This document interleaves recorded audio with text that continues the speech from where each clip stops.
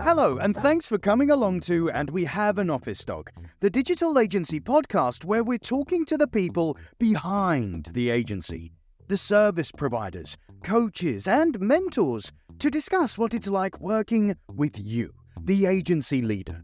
With your host, Chris Simmons, the Agency Accelerator, talking to a different agency growth partner in each episode. What they love about working with you, what they wish you knew, all will be revealed. Okay, so let us begin. Over to you, Chris. Thanks, voiceover guy, and I'm really pleased to have Debra Spurway from the HR department on today. How are you doing, Debra? Very well, thank you, Chris. On a sunny Monday morning. Yes, well, and thankfully you said Monday because this does go out on a Monday, just not this Monday. So when you're listening to this, you are indeed, hopefully, experiencing a lovely sunny Monday morning yourselves. Debra, first of all, give us a bit of an introduction to yourself and then obviously who the HR department are and what you guys do as well. So I'm called Debra Spurway. I'm a business owner. Like most of you who will be listening, we've all had the pains of starting a business and hopefully growing a business. Set up the business called the HR department, and the HR department is about providing employers with correct employment documentation and giving them advice to hold their hands and coach them through what can be painful situations, but at the same time looking at a bit of a roadmap as to how we navigate through as we grow our business and we bring people on board, how they make the contributions to our business and how they remain happy and want to stay in our business. So I've got a question for you that's been burning in my mind a little bit. It's a bit like, where do the therapists go for therapy? Where do HR professionals go for their own kind of advice in that area? Because it's easy to kind of not put a mirror up to your own thoughts when it comes to your own sphere of awareness and knowledge. So, if you're an SEO agency, you don't typically look at what's going on outside because you think that you know it. So, how do you guys do that sort of thing? Do you do much introspection? Yeah, I think that's really quite a valuable question, and certainly on the basis that when you start your business in HR, you're continually, any business owner is looking to undertake business in what their specialist subject is. And then the business pours in and you can forget the other things. So the mirror is really important to understand that for us, employment documentation has to be correct. Obviously, the people we employ understand that. The way in which we deal with people, the way in which we bring people along, one-to-ones, probation reviews, roadmaps, appraisals, performance reviews, we are continually looking at that. If we get difficult situations, there are a number of minds that might talk about it together. Generally, if it's in your business, there'll be your business partner, such as I have Peter Jones.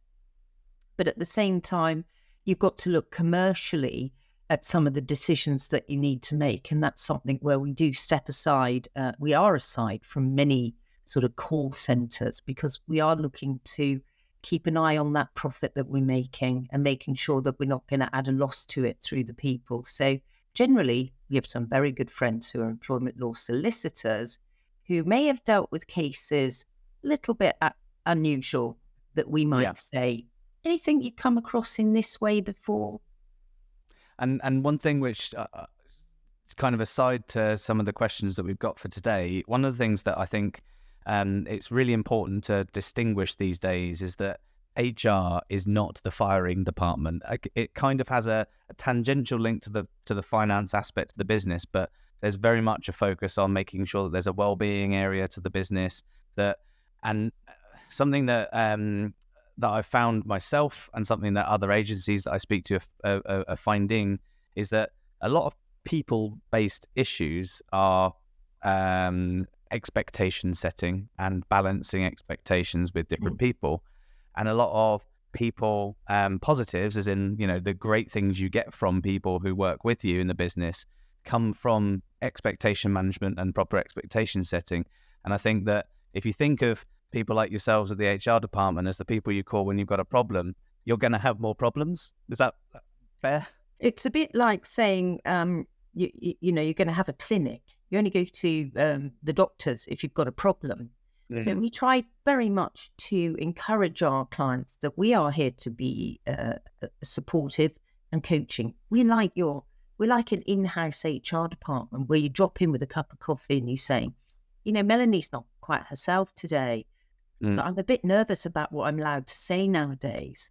But actually, you're caring about Melanie, but you just want somebody to give you some confidence on how you can approach situations.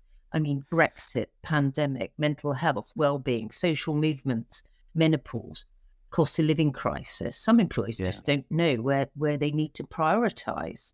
But having some of the basics right is important. And in an agency as well, digital agencies in particular, things change so quickly in the industry. It's very hard to focus on things which are outside of your area of expertise, and therefore on the list of things to do that seem to be filtering towards the bottom oftentimes. And you can lose some great people, or you can risk managing some great people without the right sort of frameworks in place. And I think that sometimes when you're looking at things you can do well, okay, I'm an SEO agency and I've got an underperformer, I'm going to train them how to do SEO better. That might be the solution to the individual problem. But if it's a people behavior, or it's a performance-based thing which is not connected to direct skill-related things, you often ignore it as long as you can, until that can becomes very big and very heavy and unable to kick it any further.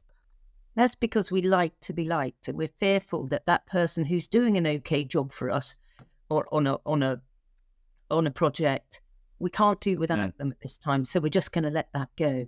And that, I would say, Chris, is people don't wake up in the morning with the call for action, or I must go and get an HR team to help and support me.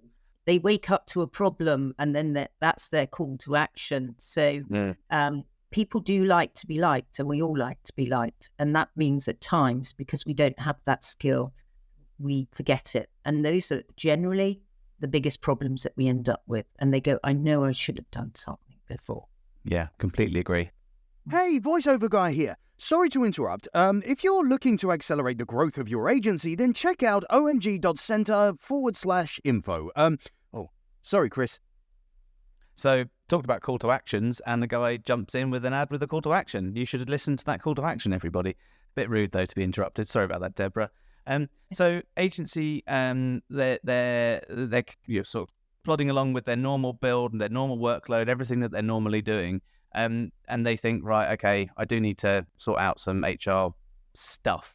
What is it that you typically do when you first have an interaction with an agency, beyond the we have a problem to solve first bit? Let's just say they've got no problems right now, but they're smart. They've listened to their agency support team at the OMG Centre, and they picked up the phone and spoken to you. So typically we would look at compliance in the first area. So we all know that we have somebody who deals with our financials. We've usually got somebody who's sorting out our IT, because these are important things in business. But then we've forgotten that we have people who are our business. So typically we look at the compliance, and that's about having a fit for purpose set of employment documents. And on those documents, there will be legislation, but there will things that will relate to your industry type. You want to weave your culture through it. So we talk to people about, what are our processes going to be? How do we onboard people? How do we induct people? How do we give somebody a job description and tell them what we expect from them? So they're quite clear from the very beginning how they will contribute towards the business. So compliance, fit for purpose employment documentation is what you will have to rely on when you need to make decisions. So those are the important things to start with. The next thing we do, and as we... Sorry, I was going to say, what's the next thing? I was going to say, what's the next thing? And you got there. Yeah. So we're looking at creative people. We're looking at people who might have different minds to us. Talk SEO to me, and I'm going, oh God, I don't want to know too much about that because I don't understand it. Will somebody do it for me? So what we have to do is understand the way in which people like to work. They want to be best employer, they want people to like coming to work. They don't want to be on Glassdoor with a rubbish review about them. I often say to clients and employers, if you've got a really happy team, why don't you get them onto Glassdoor now and tell everybody? Yeah. Let's think about where we're going to get our next lot of talent. As we've done such a good job for our clients, we need more people because the word is out there that we're growing. So understanding culture. This isn't a big change piece that people have to consider. This is just, how do I behave towards my team? They're not behaving as I want, but how am I behaving? Leading. Managing people is quite easy. Leading people is being an example that they can follow. And I think one of the key things that I focus on with agencies is that leadership aspect. And it isn't a case of setting tasks and giving things out. That's very much a management type thing. Leading is an earned level of discipline that people want to follow you. And I know, forgive me, Deborah, I know that quite a lot of the compliance-based stuff is a little bit boring from an agency point of view, but you do the compliance stuff when you're looking at building a website for someone. You do the compliance stuff when you're auditing a PPC account. It's the same kind of thing on your scale as it is to working on with the HR professional, with a legal professional, with an insurance professional, with an accounting. So any one of these people coming on board with you as a customer would expect to do some kind of compliance audit before they start doing any work, before you do any work on their site. Much the same way with HR or any other kind of professional services, they need to know what you got, how it's all laid out, what it all looks before they can give you some support that will actually take you your next steps on. If you've got 5 people in your team now, the next 3 to 5 years, assuming you've got a plan, is going to be 15, maybe 20 people. Your policies and your onboarding and things like that, they won't work when you get to that level, because you on your own are not doing all of the interviews and all of the performance management and all of those sorts of things. And the people you hire aren't necessarily doing them the same way as each other. So you have to have these things to be great as a leader. And to help employers out, we will do free reviews of what employment documentation they've got now, to either say if it needs to be updated legislation-wise, or recommendations that we make based on some of the pinch points that other employers have experienced. Exactly. So, and I think that's one of the things. It's the review stage is key, but beyond the review stage is why people stay in contracts with professional services such as HR and things like that. What is it that over the course of like all of the agencies that you've spent time working with, and all of the people who were a part of the HR department in their local areas, what do you think? If you were to poll everyone who's a professional working with you guys, what they think the thing that they love the most about working with agencies is, what do you think you pick out there? I think it's the sort of creativity, the way in which they have to approach their work. And because people are creative, people are likely to engage more in what you're trying to do to help them. So you talk typically about, you're not going to be doing the same thing when you've got 5 staff as you might when you've got 20. So we call that a little roadmap. So we're telling people what they need to be thinking about next, without them coming to us with a problem saying, look, I can't do all the interviews, I'm missing the best talent, I don't know how to get the performance reviews right, how do I get all the managers thinking in the same way? So it's really about the fact they probably listen more than, say, somebody in manufacturing who may just want to look at how we get the product from one end to the other end. Although a lot of employers, the pandemic actually did us all a favour, because we got work from home, attracting talent. 1.2 million people left London in the pandemic. 60% of those are actually in hospitality. But everybody's struggling with talent. So people are thinking more now. They want to do something more about well-being. They want to think about their culture. They want their teams to contribute to how they take things forward. So they're doing pulse surveys, employee surveys, benefits surveys. And benefits don't have to cost a fortune. It's showing somebody that you really do care about them and you're thinking about them. And I think that, some of that, like the people who do that in digital agency land, the people who do that, I would say that they've got more resilience when something doesn't quite go to plan. Obviously hoping they have a plan in the first place. If you have a plan and something doesn't go quite well and you've got these things in place, you have an awful lot more resilience to change. And sometimes you can very quickly make that change work for you. So, bring the pandemic into this, for example.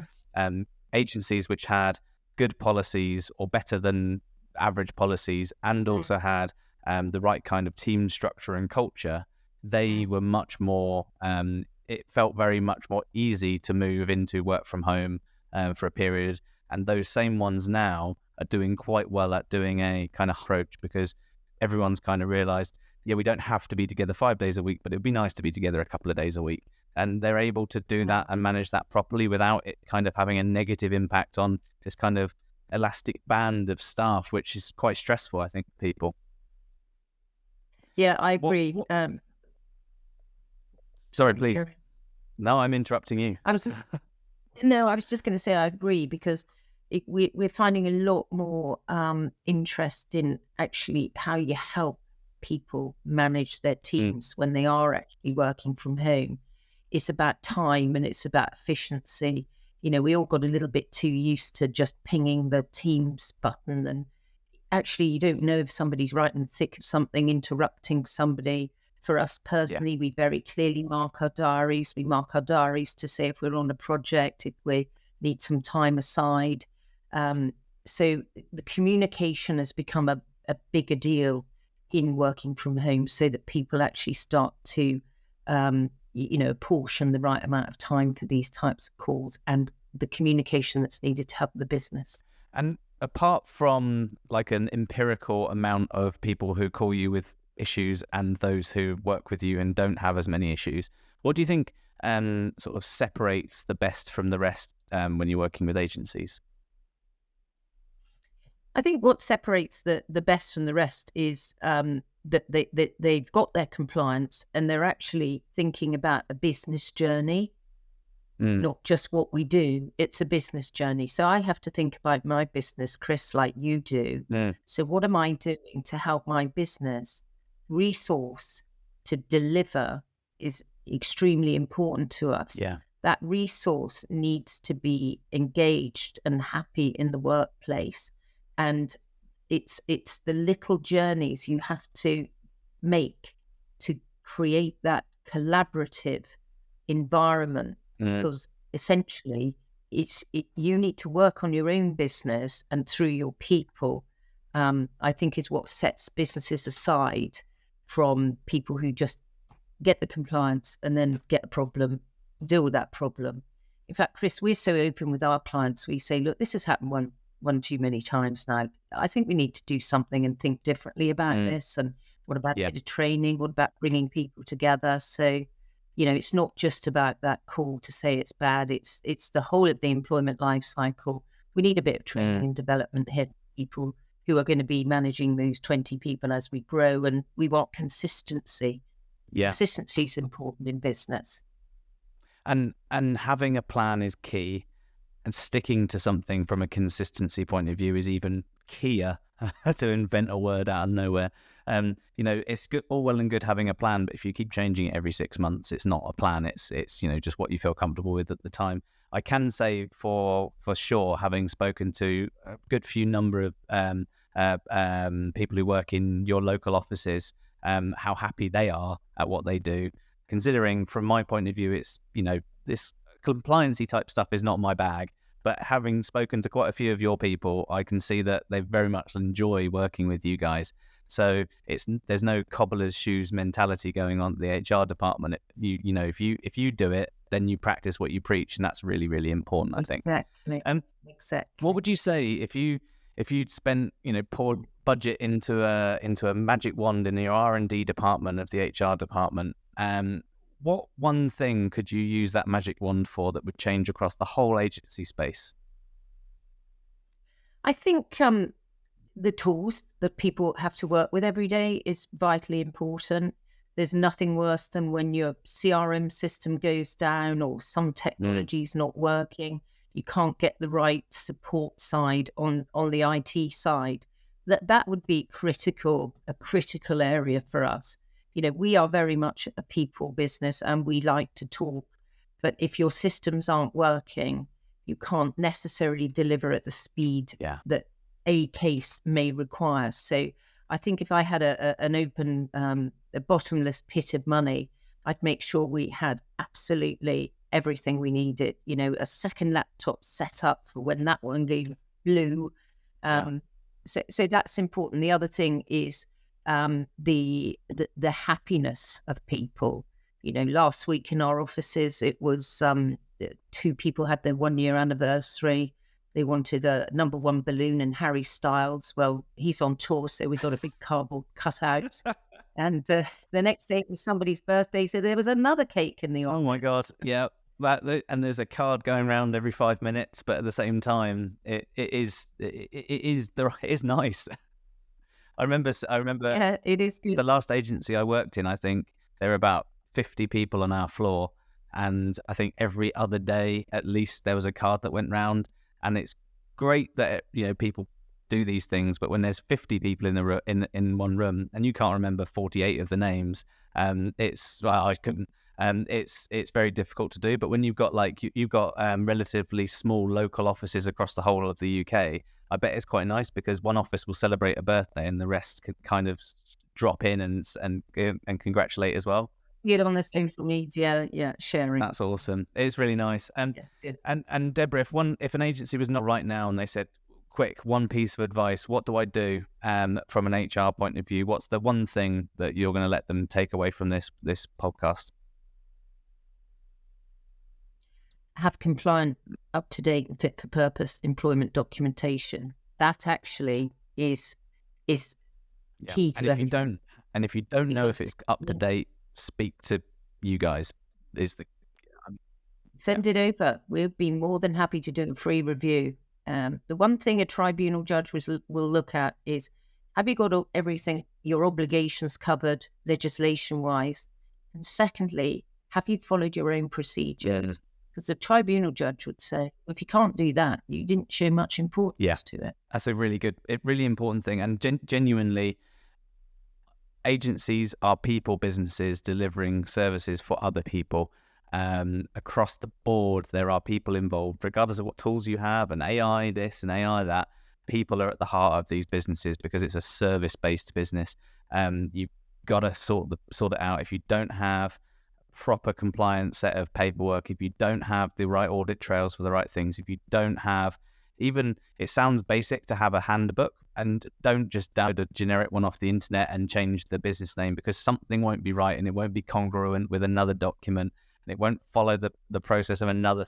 I think that's a really important point, and not because we try to sell business. We only support people on the basis that we provide them with what they need, not what they don't need. So you may actually find yourself with quite an onerous policy that you don't understand until you have to implement it. It's tough.